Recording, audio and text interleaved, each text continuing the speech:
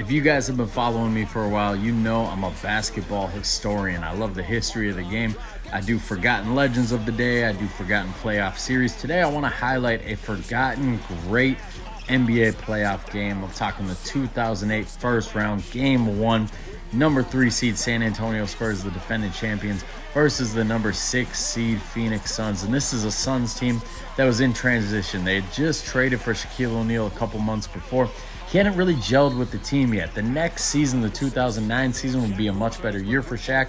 Be the last time that he ever made an All-Star game, the last time he ever made an All-NBA team. He was good for that Phoenix team.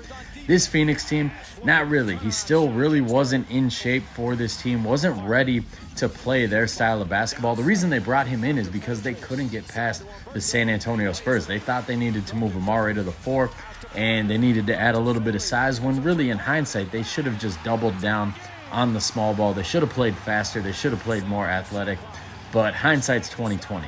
So this series, this playoff series, it's a rematch. These teams have met in the playoffs a million times before. Steve Nash and Tony Parker, they had a rivalry. Tim Duncan and Amar'e Stoudemire, they had a rivalry. Obviously, Tim Duncan and Shaquille O'Neal had a years-old rivalry dating back to Shaq's Laker days.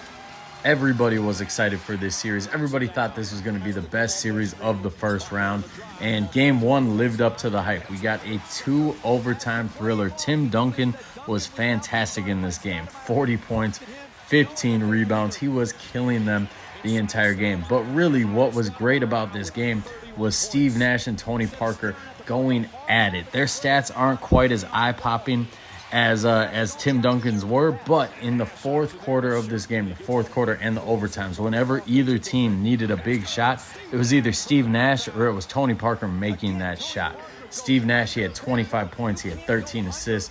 Tony Parker, he went off for 25 points in this game as well. And like I said, you can see in these highlights here, anytime that a big play was needed, it was one of the guards making the play, whether it was Steve Nash finding Amar'e Stoudemire for an easy hoop, Tony Parker probing the paint, getting the easy dump down to Tim Duncan, or those guys just making the shots themselves. Steve Nash with that patented fall-away mid-range jump shot, Tony Parker with his float game. These guys were going at it, and this is a classic game. This series, it ended up going 6 games. It really wasn't close. There were 3 close games in it, but for the most part, the San Antonio Spurs, they put the work on them. They were just too good. Tim Duncan was still in his prime. Tony Parker was ascending into his prime. Manu Ginobili, he still had his fastball. And like I said, the Suns, they just weren't ready yet. Shaq didn't fit in with this team.